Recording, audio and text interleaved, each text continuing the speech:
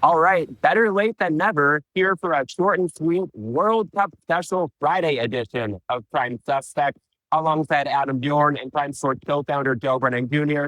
I'm your host, Matt Landis, coming to you from inside Los Angeles. Don't call it SoFi Stadium. We're less than 90 minutes from the time of this recording. Spain and Belgium get underway in their quarterfinal showdowns. But guys, before we get there, it's been about a week and a half since we last convened. We've seen the round of 16 come to an end. We've seen the quarterfinals get underway. Adam, during that time, what's the biggest action you've seen, and what have been your most noteworthy results? I think England, the way they held off Mexico with 11 men versus 10. If England win this whole thing, I think that was seen as the turning point game at the beginning of the tournament. And I think that's the same thing now. And then obviously, damn Egypt. I mean, Jesus Christ. We were ready to get rid of Argentina. They're up to nothing. Can no one keep a lead out of the African nations? I mean, Senegal, Cape Verde battled through. Egypt, like, come on, like they've just cost us so much, but so it is. Looking forward to it. A lot of favorites now, which is not good. So I hope you're going to see a very competitive back and forward 0-0, 1-1, 2-2, whatever that shall be there in LA. All right, give me 1-1 and Spain and penalty kicks, then I'll go home happy. But Joe, before we get into all of that, what stood out to you the most over the past week plus? Well, in addition to the Egypt game, which when I saw that they were up by 2-0 with it 69 minutes in, I'm like, I didn't even have to watch because what I didn't want to see was how FIFA was going to tackle everybody in Egypt around the ankles to make sure that Argentina advanced. There was no way that they were going to let one of the marquee players in this tournament not advance. So I was completely unsurprised by the result and thankfully untainted by having to watch how they arrived at it. Beyond that, it's really quick how America fell out of love with our U.S. men's national team. Everybody was engaged in a gigantic group hug with even 47 getting involved to try and tip the scales a little bit. A little creative politicking going on with the FIFA rules, only for it to end in tears. And now, if there's one thing that's great, one thing you can count on, America moves quickly from group hugs to group condemnation. And now, apparently, the people who are to blame for our defeat are suburban mom and dads, you know? So, bougie suburban moms and dads who are paying for their kids to play soccer.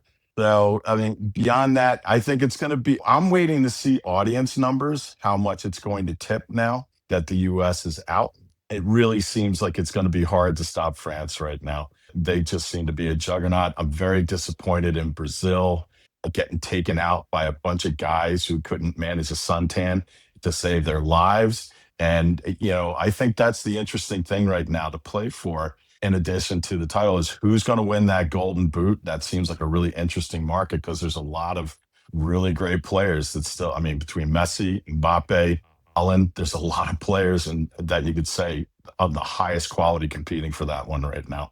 And we know who won't win the Golden Boot. Anybody who plays for the USA, Mexico, or Canada. All three host nations going out in unison in the round of 16. But I feel like it's fair to say each team acquitted itself pretty well, although it's also fair to assume anybody on one of the teams would tell you they're not happy with the way their tournament runs came to an end.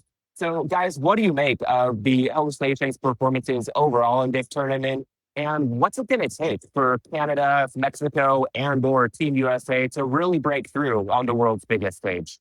I agree with you there, Matt. I think if you look at all three of them, where they advanced to, Canada overly exceeded. I think they got a good round 32 with South Africa, managed to get through there. Mexico getting England at home, third game they've lost in that stadium out of, about 90 odd. And the USA, I mean, there you go, 13 years.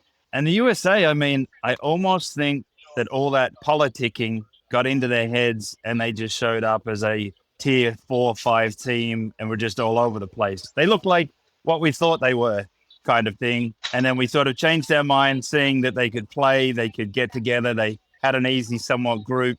They had a proactive Bosnia. And I mean, listen, Belgium's a team that they definitely could have, should have been competitive with, but it almost didn't look like their heads were in the game. And they were somewhat maybe even embarrassed to be in that position. I think they would have been better off without having that striker in there. fighting through it, being the underdog that they truly were before they got him back, because they were underdogs in betting and that quickly flipped when they got him back, and he did nothing for them that night. So, I think when you look at it though, all three teams, Admiral, they got to where one would expect them to kind of get to versus the opposition that they ran into. And Joe, beyond the suburban parents of America, what else is it going to take to get over the hump? Well, first of all, let's remember the business that we're in. We're not ESPN. We're a couple of bookies. So I'm happy that, all the homers, all the bandwagoners and everything like that left a bag of money in the markets betting on USA futures. Thank you. Uh, but I'm unsurprised by the USA result. The USA that showed up for that Belgium game was more the USA that's been prevalent for like the last 20 years. You constantly hear this narrative of like, oh, okay, this is just the beginning. They've been at just the beginning for quite a long time now. They seem to constantly squander their young talent, and they seem to show up soft in big games. I thought it was interesting. If anything, they could have looked across the pitch field, whatever you want to call it, and see a Belgian squad that was kind of in a similar position where Belgium, the last two World Cup cycles, you could say, kind of squandered their golden generation between having like Eden Hazard, or, Kevin De Bruyne, Romelu Lukaku, players like that. They just had really great world-class talent and, didn't get it done. So the U.S. does not have world-class talent, but you could say this is their golden generation. So what happens next? But in the end, thank you, all you bandwagoners, for leaving a bag of money on the U.S. And where are they going to go now? Okay, so the host nations may have been sent packing, but we've got 7 teams left as of this recording. France being the first team to punch its ticket to the semifinal, followed shortly here by Spain-Belgium, and then tomorrow with Norway-England and Argentina-Switzerland. Adam, looking ahead to the rest of the quarterfinals, where are you seeing the most action, and what's shaping up to be your biggest result? Yeah, and then the other bet I saw was 15-1, Mbappé, Kane, Haaland, and Messi all to score. Well, we're 1 for 1 so far. If we want to go a little bit further, they did tip them 2 each in each of the games, which was about 1,500-1. Obviously, that one fell at the first hurdle. But yeah, all 4 to score anytime was 15-1, which, like the 7-1, when it was written down on paper, was like, that's not a bad bet, as square as it may have felt. But yeah, it is what it is right now. It feels like the Euros. Let's see if Argentina can hold up for the Americas, and we'll see how the games fall over the next few days. And Joe, what's top of mind for you as far as the rest of the quarterfinals are concerned? No, I mean, I really like that Golden Boot goal scorer competition right now. The only other thing I would say beyond that is it's amazing how Spain went from being one of the pre-tournament co-favorites alongside France, but they've gone kind of quiet in the betting markets. It seems like, right now it's France and Argentina are getting all of it right now. England, of course, is going to get it because of, it's England, right? They're like Notre Dame bettors. Okay. They'll bet on them regardless of the circumstances. But it's interesting that Spain, they started off pretty cold with their, handing the moral victory to Cabo Verde. But I do wonder if that's really like, what are we at right now on Spain? I should be doing my homework, but I would think that just based on the noise and what you see in the other markets, that might be the one to take a look at here, because they're just being quietly efficient moving their way through this round of the tournament. Final question for you guys. Asking for our friends, what's your most actionable angle, if anything, on Spain-Belgium? Oh, geez. Kevin De Bruyne to get hurt. No. Well, he's older. I mean, that's the thing is you watch, this is where you watch a team where they've come back now and they're using really the same feature players, 3rd World Cup in a row. And I wonder if Belgium really's got the durability. They certainly don't have the depth. It's interesting watching somebody as physically impressive as Romelu Lukaku come off the bench for the last 20. I mean, it's a bit like saying like we're bringing in our tank for the last 20, but it's interesting to see their golden generations really at the end here right now. I think it would be impressive for them if they were able to get this past the first 90, get this to penalties, but beyond that, nah. And Adam, I was listening to the Deep Dive podcast this morning with Drew Dinsick and Andy Molitor, and they seemed to have the most conviction of any quarterfinal matchup on the angle of Spain holding Belgium scoreless. So I don't know if there's anything interesting on a 1-0 Spain or 2-0 Spain or Belgium not to score, but does anything like that stand out to you, especially given the fact that we just saw Belgium score 4 goals, courtesy of a couple gifts from the USA? Don't use them as a yardstick. And Joe highlighted that, Spain was all the rage coming in and they're probably enjoying having this little quiet run.